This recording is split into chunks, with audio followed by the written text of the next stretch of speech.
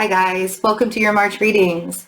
I have a really special workshop this month that I would love to see you all at. We're going to be diving super deep into our own love souls and healing all of that generational trauma, healing the inner child wound, really learning our own unique energy signature so that we can love ourselves fully and step into our power. Come join me on March 21st at 3 p.m. Eastern. We also have an amazing t-shirt that you can remind yourself all the time how beautiful, fantastic you are. The Love Soul t-shirt. This is all available. You can register on my website, fearlessintuition.net. Click book a session and you can get the t-shirt also on the same website, fearlessintuition.net, in the merchandise section. I love you guys. Enjoy your reading. Bye. Hi Sagittarius. Welcome to your March reading. I really appreciate your patience. My grandmother passed away. So the week that I was going to be doing readings for March, I was actually traveling to Oklahoma. So I appreciate your patience a lot. And this is going to be a very healing month for you in a lot of different ways. I think the biggest part is going to be how you are healing family ties, how you're healing the structure that you grew up in. There might be a lot of generational healing that's coming that happens during Pisces season and during March, and really starting to feel it even as Mercury moves from Aquarius into Pisces, and we have the Pisces new moon happening. So Mercury moves into Pisces on the 15th. The new moon in Pisces is on the 13th. There's so much of this 12th house energy, and you guys both share Jupiter. Sagittarius is ruled by Jupiter. Pisces, the natural ruler of Pisces, is Jupiter. So you have that really super expansive energy. It's just in a different kind of way. And so allowing yourself to create through an emotional flow, create and heal really through an emotional flow. And man, recognize what your values really are. Recognize what it is that you stand for. And there's going to be some times where we're all going to question what we're doing during this month. And I think the easiest way to get through that, and the easiest way to allow ourselves to not get sucked into the illusion of, oh my gosh, I'm screwing everything up, because that's really what the illusion is. You're not actually screwing anything up. You're just learning lessons. And sometimes those lessons are going to be a little bit more difficult than other times. But we have to, right? We have to have those lessons be difficult. Otherwise, we would never learn it. We've talked about this before. If we didn't have the healing to do, if it was easy, we would just be that hamster wheel. And we don't want to do that anymore. So, Pisces season is bringing you an opportunity to heal those family ties, those wounds that you probably looked at and thought, oh, this is never going to be a thing. Like this, I'm never going to be able to go back to that place again. Never going to be able to be in this kind of atmosphere again. Like those sort of things. And seeing what it is that you really want out of the whole situation, but also at the same time, healing that so that you can move forward into the future, and recognizing this month, I really want you to take a lot of time for self-care this month.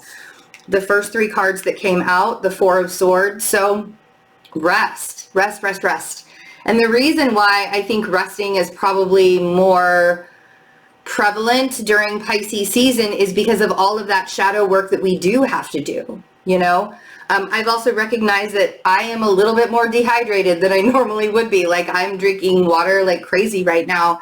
So if you're feeling a little bit more dehydrated, it's sort of just a symptom of being in a water season. We have the Knight of Cups and we have the Page of Cups. There's this desire to approach something, someone. Might even be a water sign. Maybe the water sign wants to approach you. Maybe the water sign wants to come towards you. Maybe it's not even a water sign. Maybe it's a Gemini or a Taurus, but there's this desire to move forward emotionally. And I think that when a Sagittarius is ready to level up in a committed kind of way, I mean, I know that that word is a little bit like to Sagittarius being committed, but this is really about committing to yourself, committing to your own journey. It's not about boxing you in. You can commit to yourself, or you can commit to other people without feeling like you're in a cage, right? It really matters more how you feel about yourself, and recognizing that anybody who would absolutely be there for you and committed to you would not cage you in, would not box you in, would not do things like that, right? But I think that when it gets to that point and things start to get a little bit serious and you start to level up, your ego can easily get in control. As my partner, who's a Sagittarius, would say, have an ego tantrum. So we have the Lovers and the Hierophant in the bottom row, and the Five of Swords. So that Five of Swords is the lack mentality. The Five of Swords, those are all the things that our mind likes to tell us. Those are all the things that our ego likes to tell us, all of the excuses, all of the reasons why we're not good enough, or the excuses why we can't do certain things. That's what that Five of Swords is. So, it feels with these two, there's this alignment that's happening, and you're leveling up in ways that are sort of transcending the matrix, right? There's really no going back when you start to transcend outside of like societal standards and the matrix standards and the things that everybody really wants from you. The Lovers, yes, this could be about a relationship. You could be waiting for somebody to come towards you. You could be waiting to be able to go towards somebody. That Lovers absolutely could be a relationship, but it's more about the relationship that you have with yourself. It's more about the alignment that you process, that you have within yourself. I just realized that my necklace was stuck. So, and the Hierophant is about that level up. It's about the spiritual level up, right? Could also mean societal standards. It could be about the commitment to a relationship, leveling up a relationship as well with those two. But there's something about it that you are still learning how to understand. There's something about it that I feel like you don't quite understand, and maybe it's just because of the fact that you have to be patient. Maybe it's not even just that you're supposed to understand any of the reasons why, right? Like Pisces season isn't about trying to figure things out logically. Pisces season is about going with the flow of whatever it is that we need to do and opening ourselves up to all of the possibilities to receive, and not just the one possibility. So let's see what this Four of Swords is. I feel like when in doubt, rest. If you're feeling a little bit more lethargic, even though Mars is now in Gemini, if you're feeling a little bit more lethargic, rest in between doing the work. Don't ignore the rest, though. That's very important. I don't want you to ignore the fact that you need to have some rest, okay? That Eight of Pentacles is saying to not skip, don't skip the steps, right? Make sure that you're doing, but if life is starting to get a little boring to you, if you feel like you're just sort of going through the motions, I felt like this a couple of days ago. I just felt like I was going through the motions. I'm like, when is something exciting going to happen? And then I realized, oh wow, it's not supposed to be exciting right now. It's supposed to be chill, right? Like stop trying to make things more than what they actually are, kind of thing. Knight of Cups. If you're waiting for somebody to show up for you, please stop waiting. There's this thing called divine timing that most people don't like to understand what divine timing is, but I guarantee you the moment that you start to allow yourself to believe that divine timing is the only time is the only timing, life becomes a lot more easy. Life becomes a little bit more free and a lot more easy because you're not basing your expectations on anything. If you're waiting for a message to show up for you, you're going to drive yourself crazy waiting. See? If you're trying to decide yourself on whether you want to approach someone else, going back and forth, back and forth, back and forth, that's not going to get you the answer. So don't get yourself up in a frenzy just because things aren't happening as quickly as you would like them to. I'm talking to myself too, by the way. My Sagittarius moon needed to hear that for sure.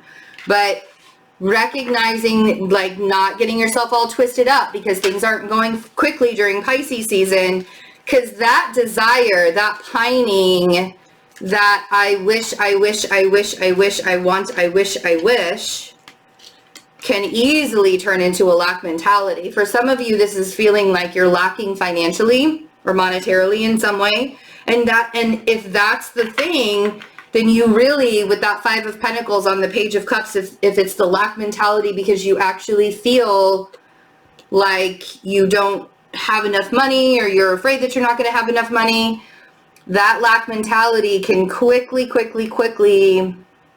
create, or that desire can quickly create that lack mentality. So the Six of Pentacles on the Lovers is saying to get back to the alignment process. You need to ask yourself where you're placing your energies. Are you placing your energies on situations in your life that are draining you? Or are you placing your energies back into your own journey, back into your own alignment, back into the choices and decisions that you need to make for yourself? Because that's where it all starts. I don't care if you're connected to somebody else. That's great. If you have a connection with somebody else and you guys are just rolling along on this life, doing the things that you need to do, and you're focused on your journey and they're focused on their journey, that's great. It's when you attach yourself to the other half, the other person, right? It's when you attach it and you start to define your own journey by their journey. And that's what we want to avoid. That's not what we want to do. So instead of doing the pining thing, we want to manifest. We want to manifest. We don't want to pine. And pining is like, oh my God, I would be so much happier if, or when is this going to happen?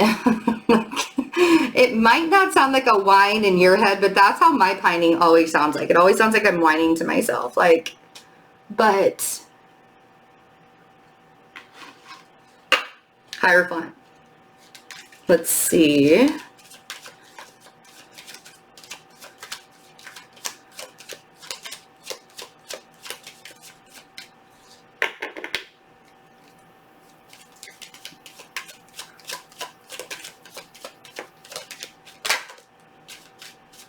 Okay. And the thing is having faith and trusting in your journey and allowing yourself to level up when you're supposed to level up, and not forcing it to happen or creating instances for things to happen faster. Look at that. The Wheel of Fortune at the bottom of the deck. God, your reading is so good. Like, wow. All right. So we have the Ten of Pentacles on the Hierophant. So after giving back to yourself and planting the seeds for that long-term future, you reap all the rewards, right? Because we have the Seven of Pentacles over here, the Five of Swords. If you're feeling like there's some kind of lack mentality going on in your mind and you want to create more of a financial flow and a more money flow that's happening, it's time for you to start acting on all of those ideas that you've had. Start planting the seeds in a lot of different ways, because that level up is going to bring you long-term stability and happiness, everything that you've probably desired. And the shift is happening now. But the thing is you can easily sabotage that by getting in your own way. By desiring and needing and I want and I need and I desire and all of those things, sitting within that kind of lack mentality is going to bring you more lack.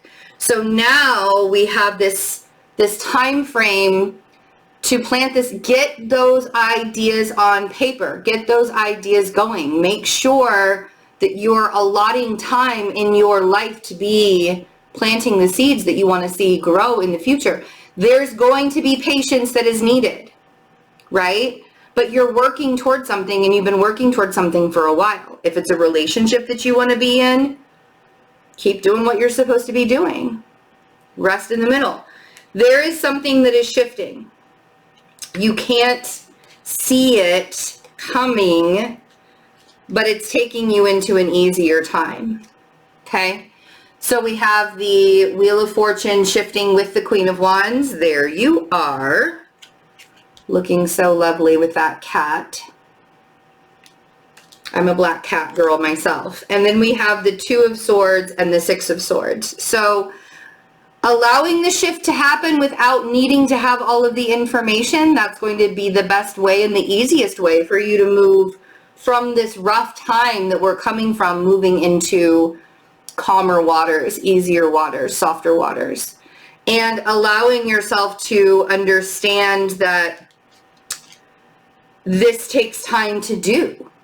And even if you have to be honest with yourself about some past things within relationships that are coming up to trigger you, so that you can close chapters on old ways of doing things and old people in your life and old relationships in your life, so that you understand the new things that are coming up. This Five of Cups and the Page of Swords, be honest with yourself. What are you still holding on to? What kind of things are you still holding on to that are blocking you from moving forward in your journey? And close the chapter. Close the chapter on old relationships. Close the chapter on old paradigms of things. That full moon in Libra on March 27th is going to be March 28th? 27th or 28th, I don't remember. That's going to be really good to shut out old chapters of relationships, since Libra is the sign of relationships. That's going to be a really good one to close out chapters. So just really allow yourself to work through that healing stuff. I love you guys.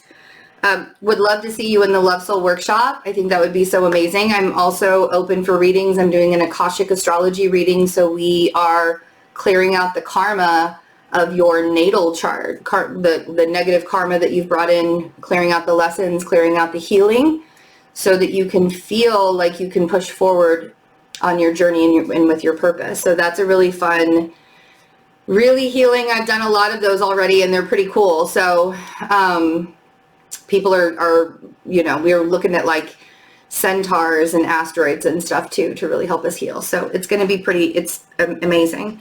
And my books are open for regular astrology readings and tarot readings as well for March. So get in when you can. I love you guys. Have a wonderful March, and I'll see you really soon. Bye.